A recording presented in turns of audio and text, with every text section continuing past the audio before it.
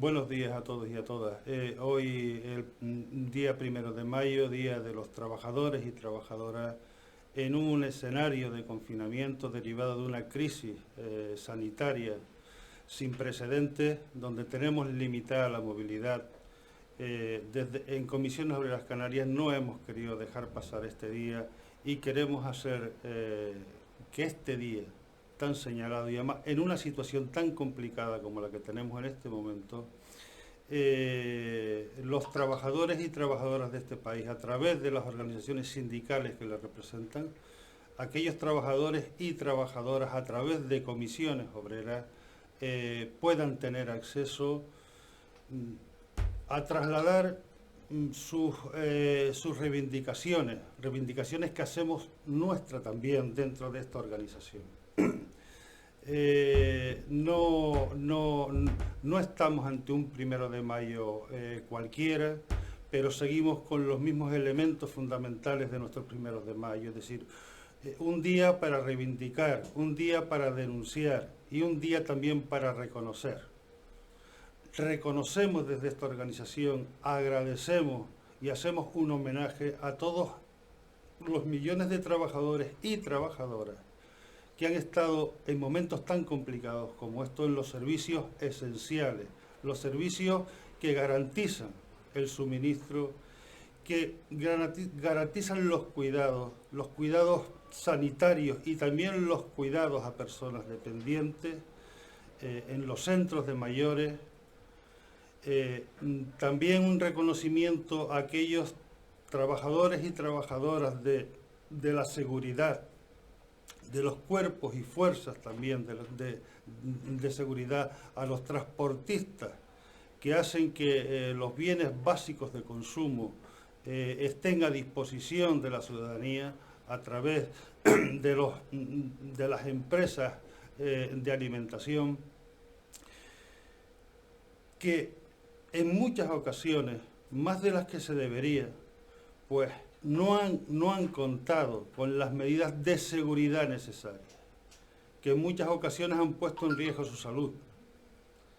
Y queremos, en un día tan señalado como esto, pues reconocer y agradecer su trabajo. Trabajadores y trabajadoras que en muchos de los casos sus condiciones laborales no son las que hemos venido reivindicando desde hace muchísimos años y que hemos denunciado. Trabajadores y trabajadoras de servicios esenciales en donde, como decía, sus condiciones laborales no son ni de lejos las más adecuadas.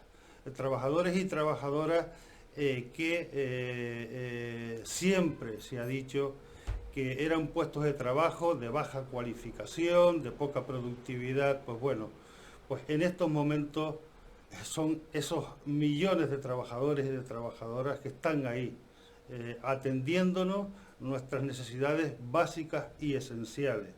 Insistimos, un reconocimiento para ello. También es un momento donde el modelo tanto social y económico a nivel mundial ha mostrado no solamente su injusticia, sino también su fragilidad.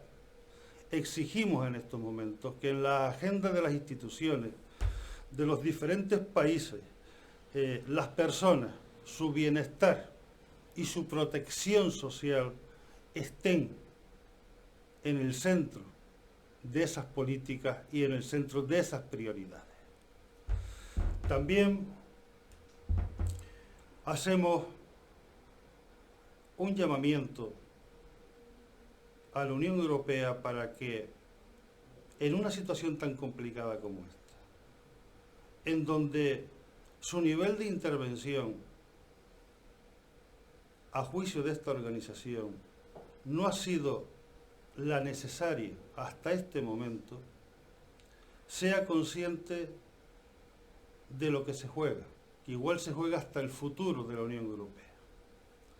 Porque si en un momento como los actuales no somos solidarios dentro de la Unión Europea, a través de un paquete de inversiones en los países más afectados por la crisis sanitaria, ¿cuándo Europa va a demostrar cuando Europa se va a implicar como tal Unión Europea, como tal institución. Qué mejor momento que este. La crisis sanitaria no ha impactado a todos los países de forma igual, pero sí ha impactado y de forma muy importante en determinados países. Y ya no es una cuestión de que se destinen unos fondos en materia de préstamos que más tarde o más temprano tendremos que devolver. También exigimos un paquete de inversión, un plan de inversión en estas naciones tan afectadas, en esos tejidos productivos que se han visto tan afectados, porque aquí tenemos que salir todos, no podemos salir países más debilitados que otros. Insistimos en que la Unión Europea tiene una oportunidad que no puede desaprovechar ni debe desaprovechar para demostrar la solidaridad entre los diferentes países que lo componemos. También a nivel nacional, y hay que reconocer que las políticas, las decisiones que se han tomado para que las consecuencias en la economía no fueran las mismas y con aquella intensidad y dirigidas también a un determinado colectivo que son los trabajadores y trabajadoras, las familias más vulnerables, la ciudadanía más vulnerable. Aquellas recetas que se introdujeron en la crisis del 2008 y años sucesivos, en este momento tenemos que reconocer que el gobierno del Estado ha utilizado otras políticas, tanto en materia social como en materia laboral. Cierto es que aquí el diálogo social ha jugado un papel muy importante, en donde el gobierno ha introducido las conclusiones o las recomendaciones que hacíamos, o los acuerdos que hacíamos dentro de ese diálogo social, para proteger el tejido productivo, las empresas de este país, pero también para proteger el trabajo. Los expedientes de regulación de empleo temporales en este momento afectan a más de 4,5 millones de trabajadores y de trabajadoras. Y esos expedientes han evitado la destrucción de cientos de miles de puestos de trabajo. Por eso decimos que aquellas políticas de ajustes internos, donde los ajustes y la supervivencia de las empresas se basaban en el año 2008 a través de los despidos, en este caso, a través de los expedientes temporales de regulación de empleo, hemos podido conseguir el mantenimiento del empleo. Habrá que complementarlos con más medidas, porque los actuales expedientes de regulación de empleo temporales afectan mientras dure la situación de alerta o la situación de alarma. Más allá de ahí, hay sectores de actividad que, aunque ya haya empezado la desescalada, no van a poderse recuperar en el mismo tiempo que otros. Y estamos hablando de sectores de actividad que afectan muchísimo a Canarias, como es el sector de actividad, lo que es la industria turística, especialmente la hostelería y los diferentes subsectores que viven y perviven a través del sector hotelero, del turismo. Aquí exigimos que el gobierno de España dé un paso más allá, un paso que en este momento es fundamental.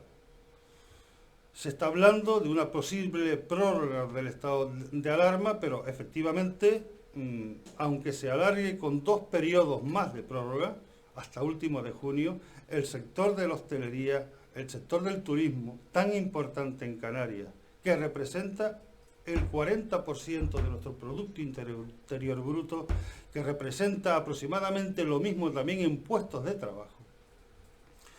El gobierno de España tiene que ir un paso más allá. Tiene que garantizar que esos expedientes temporales de regulación de empleo en su conversión por otros motivos y no por causa de fuerza mayor, al menos tengan las mismas garantías para preservar empleo y para preservar empresas que los que tienen los de causa de fuerza mayor. También es el momento de exigir al gobierno del Estado que no deje a nadie atrás, reconociendo como hecho que los expedientes temporales de regulación de empleo han sido una medida eficaz, una medida de protección. Hay que entender que también hay millones de ciudadanos, cientos de miles de unidades familiares que por diferentes circunstancias ahora mismo prácticamente no tienen ingresos en esas unidades. No tienen derecho a prestación por desempleo, en muchas ocasiones han agotado el subsidio por desempleo, provienen de sectores de la sociedad tal vez los más desprotegidos, y en este momento exigimos, en este 1 de mayo y desde comisiones obreras, que el Estado implante de forma urgente una renta mínima vital, un ingreso mínimo vital que le permita a estas familias afrontar esta situación, esta crisis sanitaria y también esta crisis económica, al menos con un soporte vital básico y garantizado. Voy acabando. Un reconocimiento también a un estado del bienestar muy erosionado en años anteriores, pero que si en estos momentos la sanidad, la educación, los servicios sociales, los sociosanitarios no estuvieran como están, las desigualdades para afrontar las consecuencias tanto sanitarias como económicas de esta crisis serían muchísimo más profundas. Los servicios públicos garantizan la igualdad de acceso a los mismos, a todos y a todas. Y ese es su principal valor. Por eso lo hemos hecho en el pasado, lo estamos haciendo ahora y lo seremos y lo queremos seguir reivindicando a futuro. El estado de bienestar es igualdad para los españoles y españolas. Y ese estado del bienestar, esos servicios esenciales, públicos, tienen que seguir siendo reforzados, porque el reconocimiento ahora mismo por el conjunto de la sociedad es absolutamente innegable. Nadie puede negar. De hecho, lo que hay que pensar también es que estos sectores de actividad esenciales, estos servicios públicos esenciales, son el soporte en estos momentos del conjunto de la sociedad. ¿Dónde está la banca? ¿Dónde están los mercados financieros en este momento? ¿Han desaparecido? Eso es lo que nos tenemos que preguntar. Canarias, como dije antes, tiene una situación nuevamente y por desgracia mala en este escenario. Si es cierto que en materia de contención de datos estadísticos sobre afectados por la crisis sanitaria, somos una comunidad autónoma que hay que reconocer que la disciplina de la gente, el compromiso de la ciudadanía de Canarias ha jugado un papel muy importante para tener unos datos dentro de lo que hay y comparativamente con otras comunidades autónomas pues bastante aceptables. Insisto, esto de aceptable siempre se me ponen los pelos de punta cuando hablamos de personas afectadas y de muertes, pero bueno, hay que situarlo ahí. Las consecuencias económicas ya son desastrosas.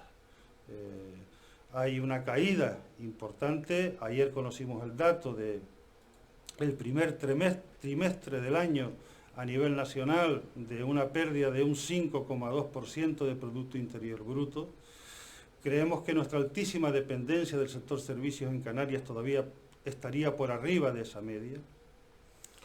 Y estamos hablando de que solamente se computa ahí 15 días realmente desde la situación del estado de alarma y la parada de una parte de la actividad económica en este país. Aquí es necesario, y en eso estamos trabajando, conjuntamente con el gobierno, conjuntamente también con los grupos políticos con representación parlamentaria, también con nuestro sindicato hermano más representativo, con la UGT y también con las asociaciones empresariales más representativas de Canarias, un gran pacto social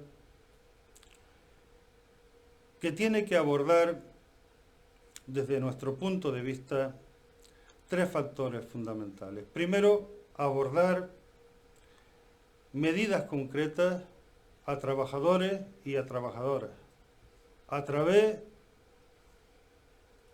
del presupuesto de esta comunidad autónoma, a través de fondos públicos. Hay que poner también en relevancia que todas estas medidas que he mencionado antes, sin una inversión pública, sin un compromiso de fondos públicos, que es lo que está soportando esta situación, pues muy pocas de ellas se podían haber establecido. Pero ya situándonos de nuevo aquí en el ámbito de Canarias, como decía, tres aspectos importantes que debía de contemplar ese pacto aquí en Canarias. Primero, esas medidas, tanto a empresas como a trabajadores. Para nosotros es muy importante que los más de 200.000 trabajadores y trabajadoras de Canarias, que están afectados por expedientes temporales de regulación de empleo y que van a cobrar el 70% de su prestación, de prestación sobre su base de cotización, sea implementada. ¿En qué medida? En la medida en que podamos disponer de unos fondos concretos para ello. Hay que reconocer que el nivel de recaudación ha bajado muchísimo por la parada de actividad en esta comunidad autónoma. Es cierto que Canarias, y en eso el Estado también tiene que definirse, es una comunidad autónoma con superávit, con un superávit importante, que en este momento debería de abrirse para acometer este paquete de medidas, tanto sociales como económicas. También es una comunidad autónoma con muy poca deuda pública. También entendemos que el Estado debería ya de definir qué margen de endeudamiento van a tener las comunidades autónomas para afrontar esta situación. Y también somos región ultraperiférica, con un régimen económico y fiscal específico, que hay que sacarle el mayor rendimiento, pero ya no solamente hacia las empresas, también hay que hacer esa valoración de que ese régimen económico y fiscal tenga también su componente hacia el mundo del trabajo, hacia los puestos de trabajo, hacia las medidas sociales que hay que implementar aquí.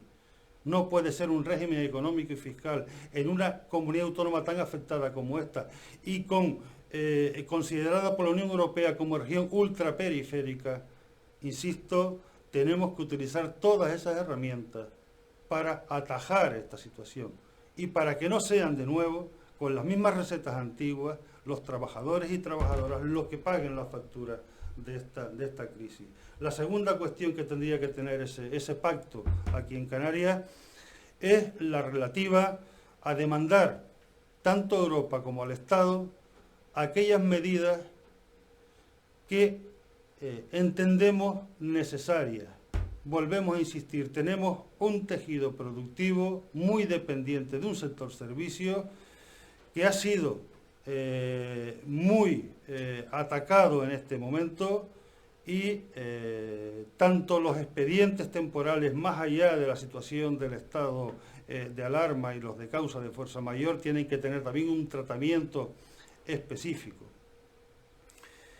Ese pacto es necesario y ese pacto tiene que ir acompañado de un plan de medidas, de una ficha financiera concreta y del seguimiento de lo mismo. O sea, no es cuestión de sacarnos una foto en este momento, es cuestión de que se pongan todos los recursos disponibles, que haya la mayor unanimidad posible para que nadie utilice políticamente esta situación de debilidad y en eso vamos a trabajar desde esta organización en el ámbito institucional donde tenemos el derecho a participar. No vamos a dejar a nadie atrás. Vamos a intentar que la familia y el poder adquisitivo de las mismas tenga la menor merma posible y que tantas incertidumbres que hay en tantos puestos de trabajo, en tantos trabajadores y trabajadoras, tengan respuesta, tengan seguridad y que con el esfuerzo de todos y de todas de manera compartida podamos, y estoy completamente seguro que lo podemos hacer en el menor tiempo posible, superar no solamente la crisis sanitaria, sino también las consecuencias económicas de la misma. Muchísimas gracias.